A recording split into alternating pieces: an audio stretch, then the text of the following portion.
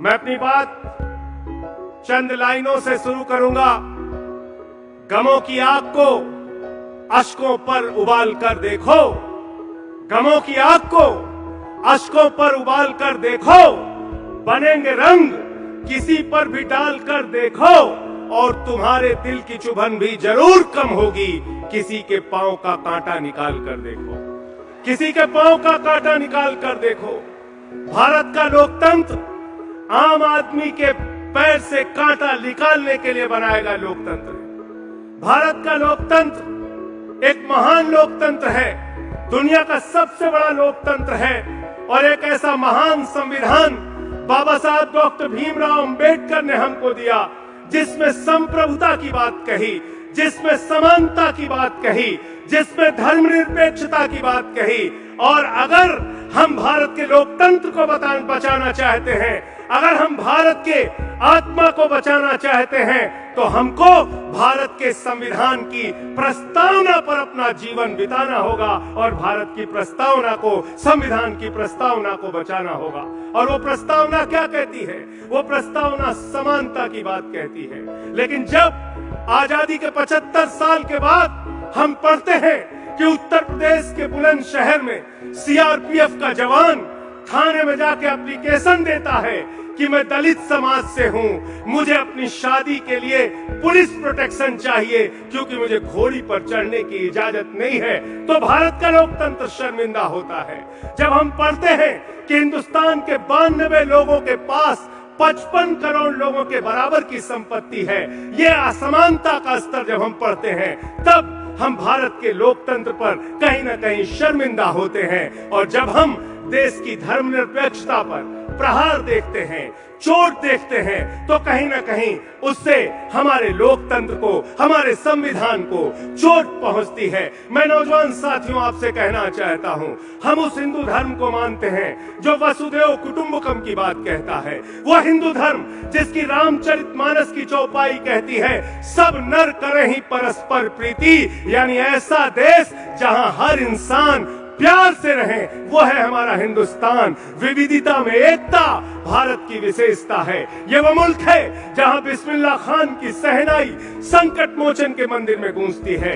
ये वो मुल्क है जहां मलिक मोहम्मद जायसी पद्मावत लिखते हैं। ये वो मुल्क है जहां रसखान को पढ़कर हम भगवान कृष्ण के बारे में जानते हैं। ये वो मुल्क है जहां मोहम्मद रफी गाना गाते हैं, सुख के सब साथी दुख में ना कोई, मेरे राम तेरा नाम एक सांचा दूजा ना कोई। यह है भारत की एकता, यह है भारत की विविधता, यह भारत की विशेषता है, जहां अलग अलग भाषा, अलग अलग जातियों, अलग अलग धर्मों के लोग एक साथ मिलकर रहते हैं। वही हमारा भारत महान है। लेकिन आज अगर यह प्रयास किया जा रहा है, यह कोशिश की जा रही है, अगर आज एक समाज को यह कहकर बड़े समाज को भड़काने का काम किया जा रहा है, तो हमारे लिए बहुत बड़ी चिंता का विषय है।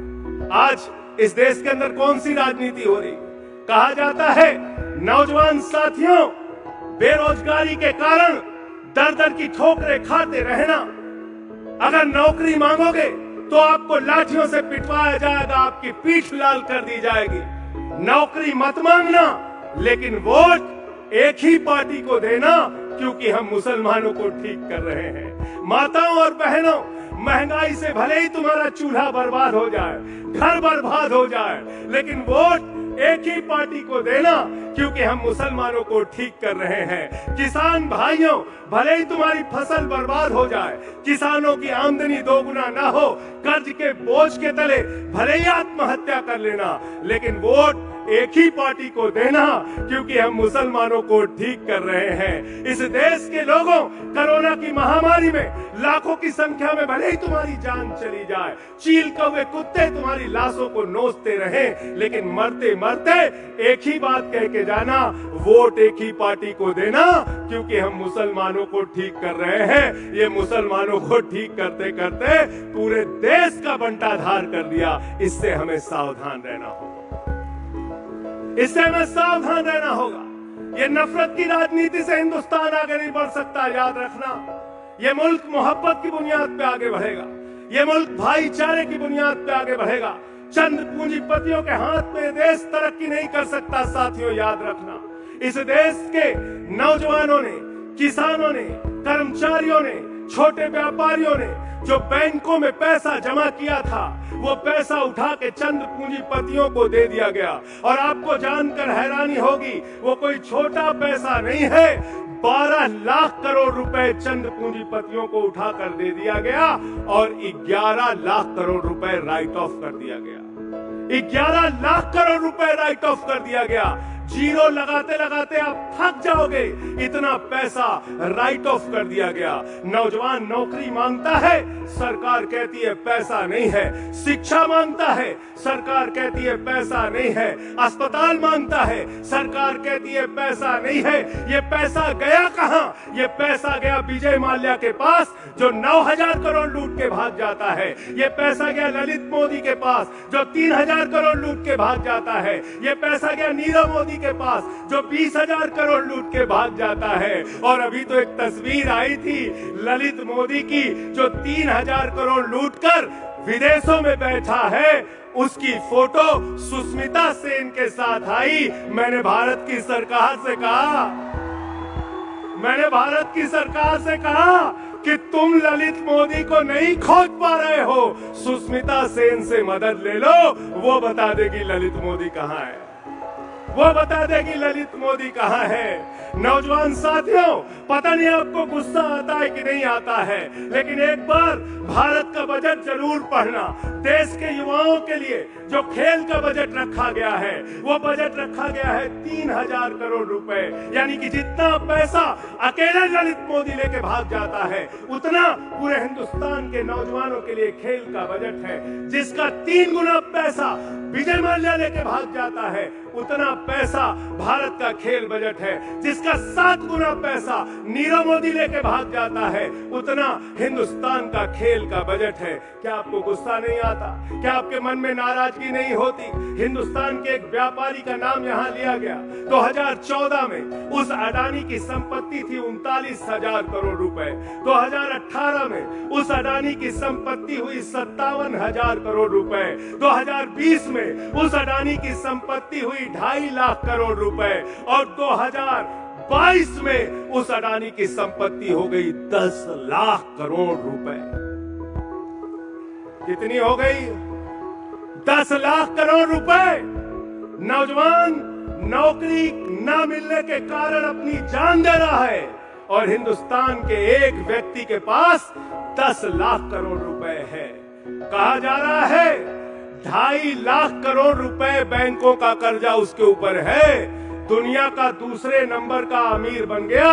अरे भाई, हमारे किसी नौजवान को जो यहाँ बैठा है MIT वाला, उसको 2.5 लाख करोड़ का कर्जा दे दो, वो भी अडानी से अमीर हो जाएगा। हो जाएगा कि नहीं हो जाएगा? बताओ, हो जाएगा कि नहीं हो जाएगा? इसलिए ये असमानता, ये विषमता, ये हमें मिटाना होगा। बिल्कुल सही यहाँ पर कहा गया, परिवारवाद की राजनीति इस देश के लिए अभिशाप है। परिवारवाद इस देश की राजनीति से खत्म होना चाहिए। मैं ऐसा मानता हूं, इसलिए मैं आपसे कहना चाहता हूं, चले जाइए कश्मीर, शेख अब्दुल्ला, फारूक अब्दुल्ला, उमर अब्दुल्ला एक ही परिवार की पार्टी, मुफ्ती मोहम्मद शहीद, महबूबा मुफ्ती एक ही परिवार की पार्टी। चले जाइए पंजाब, प्रकाश सिंह बादल, सुखबीर बादल, हरसिमरत कौर, विक्रम मजीठिया, आदेश प्रताप सिंह एक ही परिवार की पार्टी। चले जाइए हरियाणा, चौधरी देवीलाल, ओम प्रकाश चौटाला, अभय चौटाला, अजय चौटाला, दुष्यंत चौटाला एक ही परिवार की पार्टी। चले जाइए उत्तर प्रदेश, मुलायम सिंह यादव, अखिलेश यादव, रामगोपाल यादव, शिवपाल यादव, धर्मेंद्र यादव, डिम्पल यादव, आदित्य यादव एक ही परिवार की पार्टी। चले जाइए बिहार, लालू यादव, राबड़ी यादव, तेजस यादव, मीसा यादव एक ही परिवार की पार्टी। चले जाइए झारखंड, शिबू सोरेन, हेमंत सोरेन, दुर्गा सोरेन एक ही परिवार की पार्टी। चले जाइए उड़ीसा, बीजू पटनायक, नवीन पटनायक एक ही परिवार की पार्टी। चले जाइए तमिलनाडु, करुणानिधि, कानीमोई, स्टालिन, अलागिरी एक ही परिवार की पार्टी। और इस देश की अब तक की सबसे बड़ी पार्टी भारतीय जनता पार्टी, राजनाथ सिंह, पंकज सिंह, कल्याण सिंह, राजवीर सिंह, संदीप सिंह, रमन सिंह, अभिषेक सिंह, प्रेम कुमार धूमिल, अनुराग ठाकुर, वसुंधरा राजे, दुष्यंत सिंह, देश की सबसे बड़ी हिंदुस्तान की आजादी के बाद की पार्टी कांग्रेस पार्टी, चाचा नेहरू, बिटिया इंदिरा, बेटवा राजीव, बेटवा संजय, बहू सोनिया, बेटवा राहुल, बिटिया प्रियंका, दामाद वाड्रा, एक ही परिवार की पार्टी। पार्टी कहां है बताओ? कहां है पार्टी? ये पार्टियां नहीं है, चंद परिवारों का देश के लोकतंत्र पे कब्जा है। अगर ये बात नौजवानों को समझ में नहीं आ रही है तो आने वाले दिनों में भारत की राजनीति का साफ सुथरा दृश्य आप नहीं देख पाएंगे। इसलिए साथियों और दोस्तों, मेरा 2 मिनट है, थोड़ा पीछे हो जाएंगे तो मैं अपनी बात कहता हूं। वहां भी नहीं बोलने देते पार्लियामेंट में, यहां भी। इस भारत की छात्र का संसद है, भारत की छात्रों का संसद है, और मैं आप लोगों को अभिनंदन करना चाहता हूं और आपसे एक ही निवेदन करना चाहता हूं, इस देश की राजनीति से दूर मत भागिए। अच्छे लोगों ने राजनीति छोड़ दी, इसलिए बुरे लोगों ने उस पर कब्जा कर लिया है। इस देश की राजनीति में अच्छे लोगों को, नौजवानों को, किसानों को, मजदूरों को, रेहड़ी पटरी वालों को, जो आम आदमी की बात उठा सके, ऐसे लोगों को भारत की राजनीति में आना पड़ेगा। और इसलिए भी आना पड़ेगा कि देश की पूंजीपतियों के लिए जो कानून बनता है उसके खिलाफ 1 साल तक देश का अन्नदाता सड़क पर बैठता है, 750 किसानों की शहादत हो जाती है। अगर आप राजनीति में नहीं रहेंगे तो ये शहादतें रुकने वाली नहीं है, याद रखना। इसलिए ये अमन बिक रहा है, चमन बिक रहा है, गरीबों के तन का कफन बिक रहा है, बाजारों में राधा का तन बिक रहा है। यारो बुरा न मानो तो कह दूं, इन बेईमानों के हाथों वतन बिक रहा है, इन बेईमानों के हाथों वतन बिक रहा है। फ्री बीज पे सवाल खड़ा किया जाता है। अरविंद केजरीवाल फ्री बिजली देते, फ्री शिक्षा देते, फ्री स्वास्थ्य देते, बुजुर्गों की तीर्थ यात्रा कराते, तो कहते हैं फ्री फ्री फ्री फ्री बांट रहे हैं। अरे विधायकों को फ्री बिजली, सांसदों को फ्री बिजली, मंत्री को फ्री बिजली, मुख्यमंत्री को फ्री बिजली, प्रधानमंत्री को फ्री बिजली, तो इस देश की जनता को जनता के पैसे से फ्री बिजली मिलनी चाहिए कि नहीं मिलनी चाहिए? बताइए, बताइए, हाथ उठा के बताइए, मिलनी चाहिए कि नहीं मिलनी चाहिए? इसलिए आपके लिए काम करना है, आपको राजनीति में आगे आना होगा। और अगर आप नहीं आएंगे, यहां राष्ट्रवाद की बात की गई, मैं बड़ी विनम्रता पूर्वक आप लोगों से पूछना चाहता हूं, भारत के नौजवानों, जरा आप सोचना, गंभीरता से जरा विचार करना।